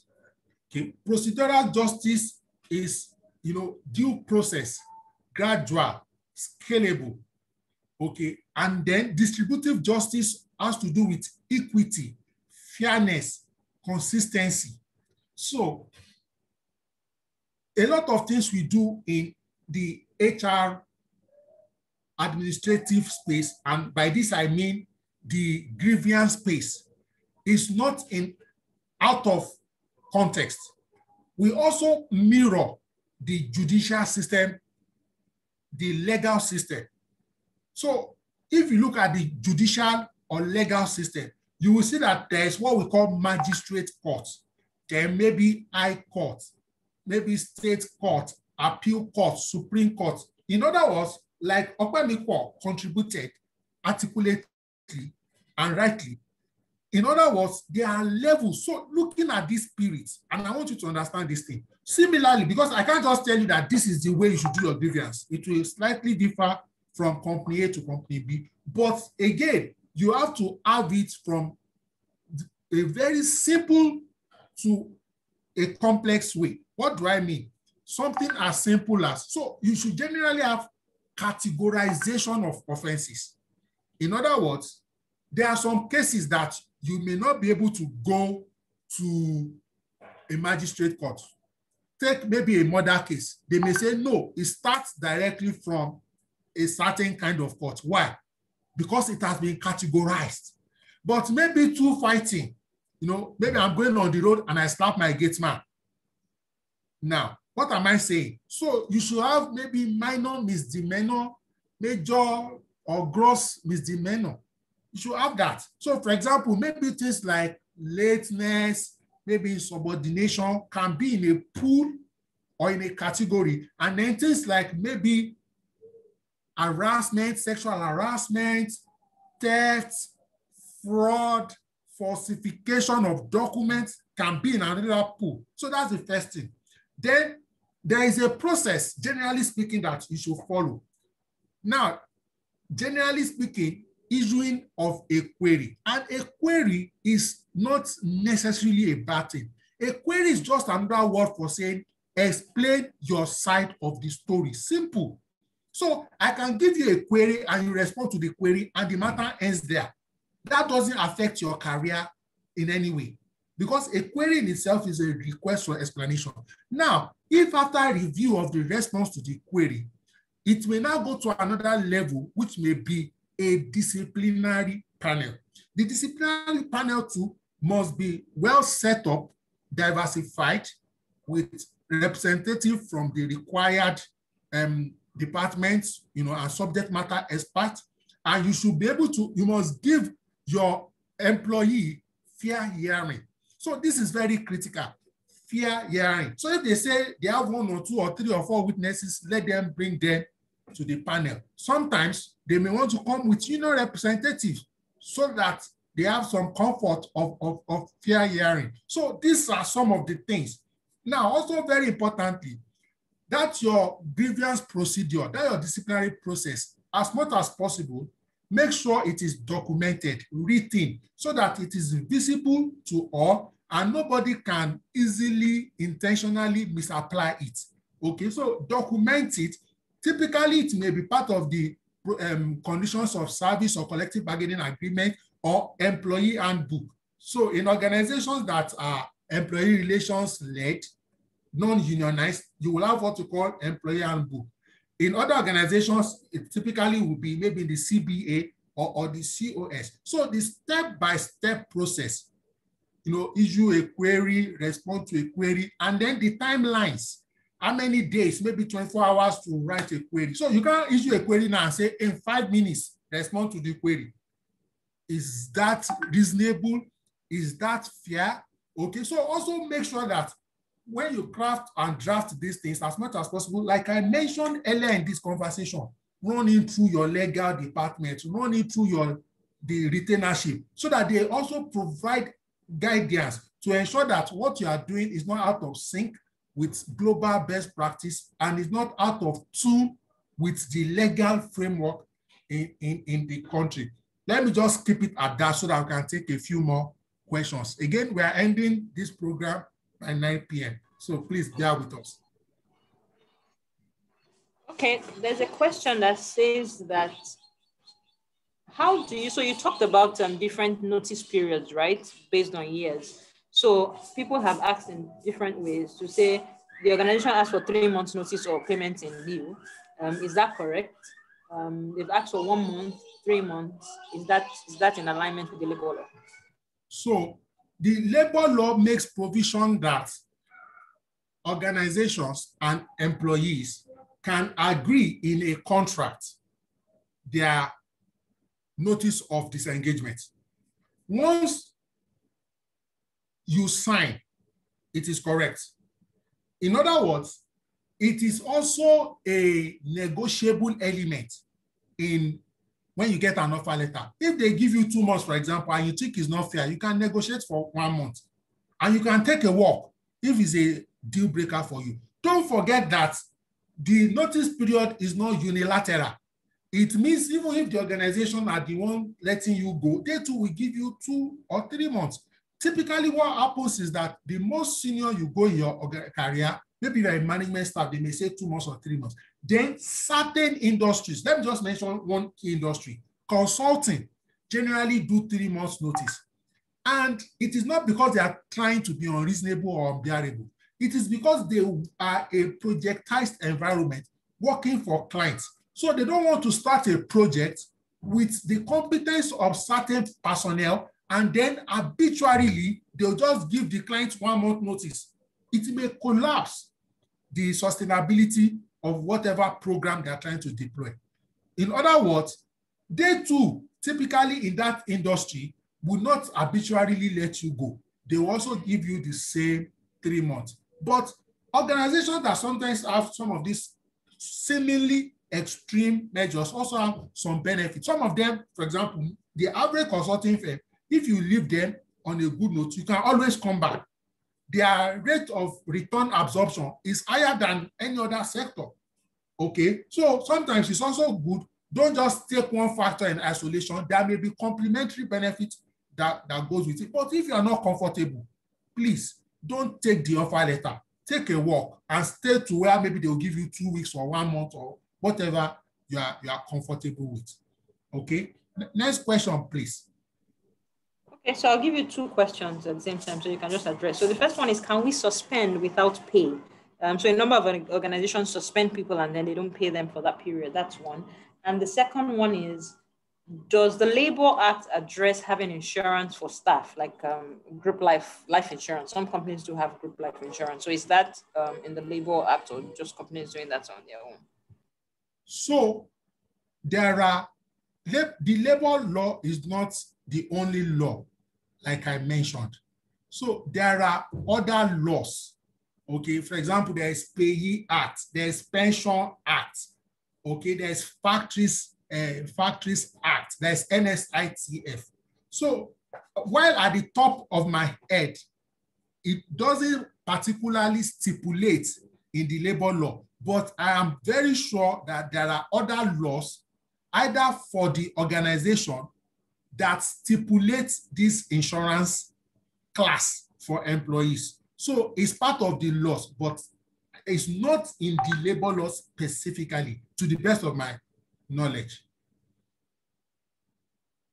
But it's in some other laws. Okay? What about the suspension without pay? Okay. Can I quickly contribute to that part? Okay, please go ahead, please. Okay, good evening, House. I think it's in the PENCOM Act. So it's a requirement that for you to get your PENCOM plan, group life insurance, you have to present the certificate. Only then will you get your PENCOM compliance certificate. And it's a requirement, it's a tax requirement. So Okay. just to clarify that. Thank you. All right. Thank you so much, Mr. Kasali, for that valuable contributions. Okpemikpo, I'm with you. I was saying that you didn't respond to the one about suspension without pay. Can we suspend without pay? Okay, so now, that's a touchy issue. A touchy issue. So if you have to suspend without pay, one, is it contained in your conditions of service or employee handbook? This is very important. It must, provisions must have been made for that in your employee handbook that the employee had already signed, or the condition of service or the collective bargaining agreement. Not that the MD will just say suspend Oluyemi for 2 weeks without pay. That is arbitrary and will be null and void. Okay, that is one. Another note around this same subject matter is that also you shouldn't just suspend indefinitely. When you are suspending, it should be specific and for a purpose. And typically, that purpose should be around maybe there is need for investigation and the continuous presence of that employee in the organization will hamper the successful investigation, or maybe the person can interfere. So maybe you suspend maybe 1 week, 2 weeks. If you now need to extend the suspension, you come again, but not that you just suspend. So for example, there's nothing called indefinite suspension. There's nothing like that. If you suspend somebody indefinitely, 5 years later, the person will go to court and the court will make you pay. Because when the staff is on suspension, they've not been sacked. Note, which means that they cannot go to another organization to go and get employment or work. They're supposed to survive. Don't also forget about the international practices I mentioned earlier around pay. Okay, so if you must suspend, if you must, make sure that it's in line with your documented policy. 2, make it short, the purpose, and quickly do the investigation and come out of it and close the matter. Please avoid the one that is longer than 1 month is indefinite, because it must be feasible that the time you're asking for the investigation is reasonable, is fair, that neutral people, if they look at the context and circumstances, will agree with you that, okay, a 2-week suspension is not out of place. Okay, it shouldn't be at the whims and caprices of His Excellency, the Managing Director. Thank you. Okay, just following on that, someone says that,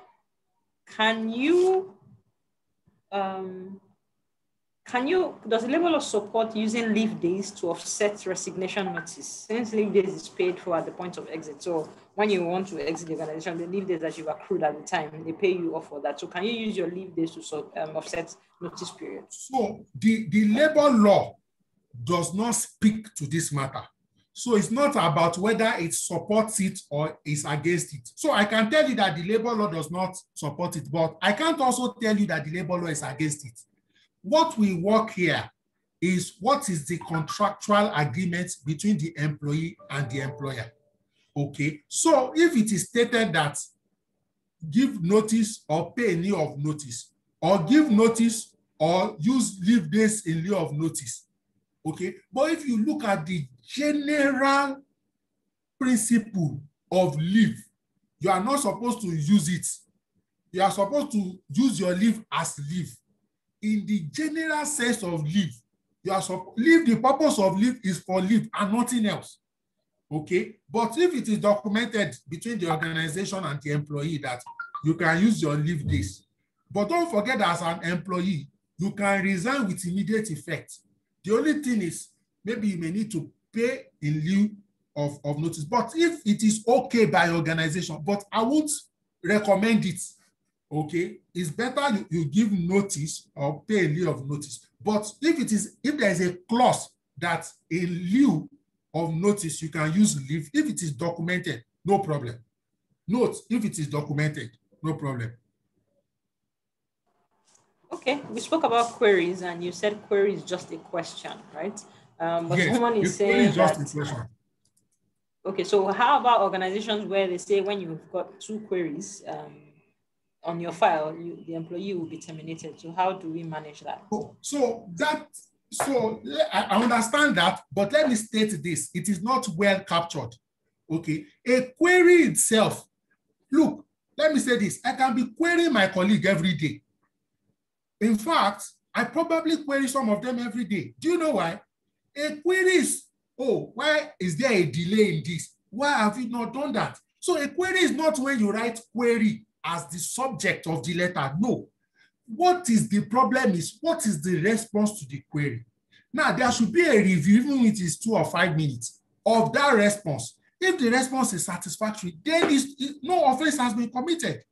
Okay? So it is only that query is not satisfactory, and that is why typically it's advisable it goes to a disciplinary committee. It can be a 2 or 3 or 4-man committee to review objectively. Why? You don't want it that is the officer that is offended that is determining the gratitude of the sanction, or that is judging that it is you are guilty or not. Let that neutral 2 or 3-man committee say, we've reviewed the query and the response and the verbal testimony of the complainant and the respondent and we determine that an infraction has been committed, and the sanction here is first written warning or a verbal caution. So it will not be appropriate if you say, if you have a verbal caution or a first written warning or two verbal caution or two first written warning or two final written warning, you will be terminated. That is what it means. The query itself is not an offense. My oga can be querying me every day. That's not a problem. Okay, the query is not the indictment. So we may need to change how we couch it. Okay, I think we can only take one or two more questions so that Kwemiko can do the rounding up formalities. Okay, so just a comment from Kolawole Nasir, who spoke earlier. So he says that group life insurance is a statutory requirement based on the PENCOM Act. So I think we can look at that for more clarification if we want later. I think the last question on this is around maternity leave. So someone says that, how do we handle women who give birth yearly, right? So I think in this person's organization, maybe they have experience of people giving birth on a yearly basis, and the organization cannot afford that, right? So how do you, so they then created a policy that says that maternity leave with pay is every 18 or 24 months. So is that in alignment with the Labor Act to define for someone when they go on maternity leave? I'll be very down to earth with you. That rule or that policy is null and void. It's against the fundamental human right of women. A woman, irrespective of their marital status, has the right to be as pregnant as frequently as they choose.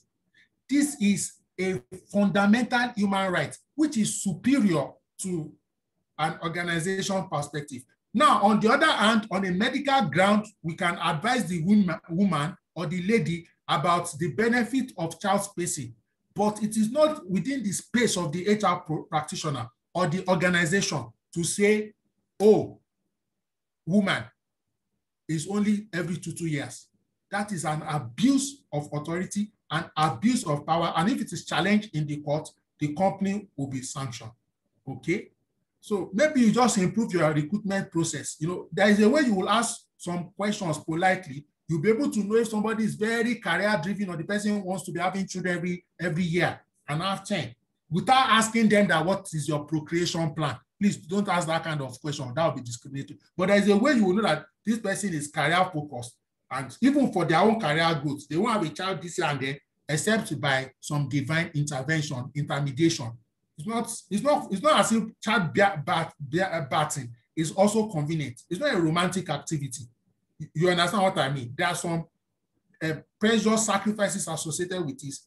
And it also shows that when you have the right mix of gender and age in your organization, it's not as if everybody is within a particular age bracket and everybody is within a gender.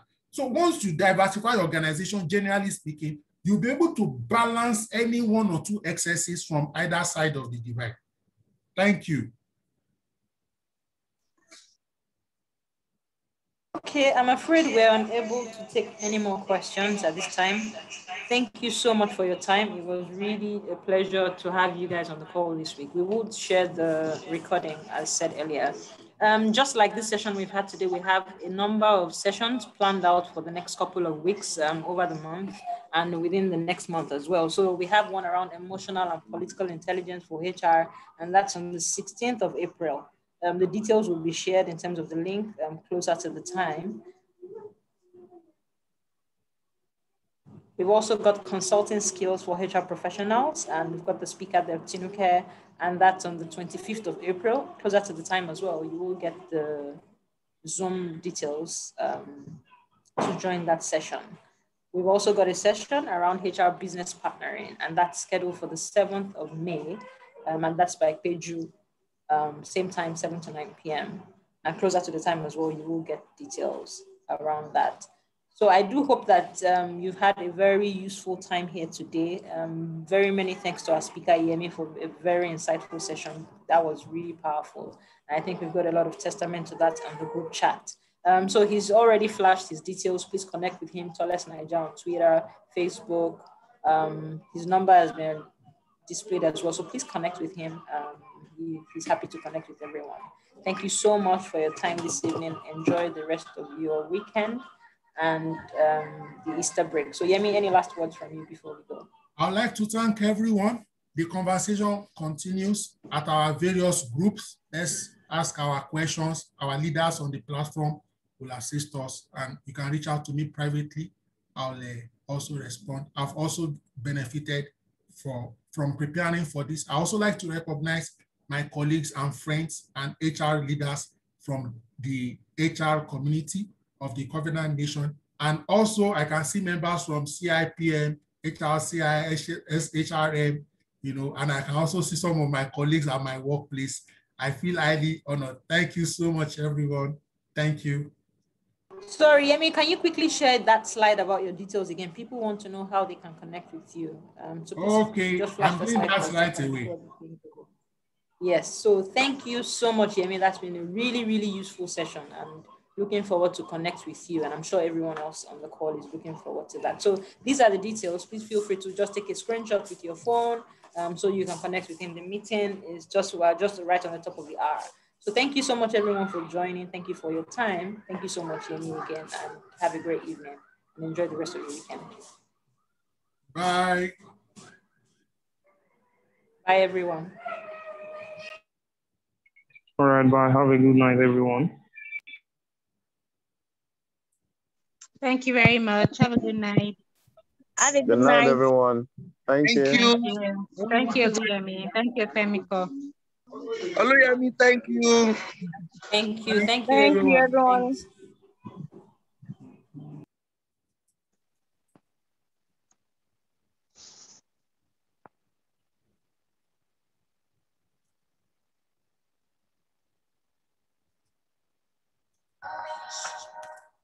I worship you. I worship you. You are here, working in this place. I worship you. I worship you. Hey,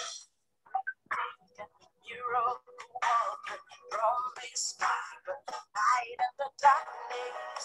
My God, that is who you are. Waymaker, miracle worker, promise keeper, light in the darkness. My God, that is who you are. You are here, touching every heart. I worship you. I worship you. You are here, healing every heart. I worship you. I worship you. You are here, turning lives around. I worship you. I worship you. You are here, bending every heart. I worship you. I worship you. We make it miracle walking, promise keeper, light in the darkness. That is who you are. We make it miracle walking, promise keeper, light in the darkness. My God, that is who you are. You wipe away all tears.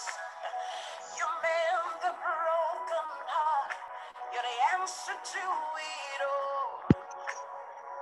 Jesus, you wipe away all tears.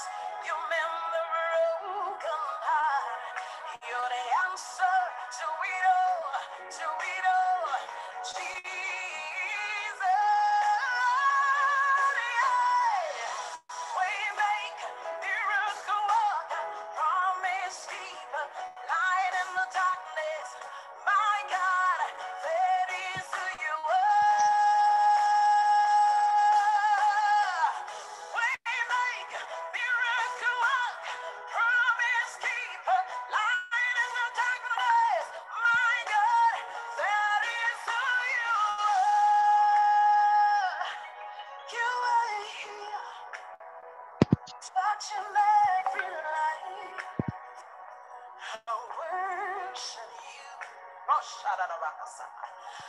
worship you. You are here, meeting every need. I worship you. I worship you. Oh,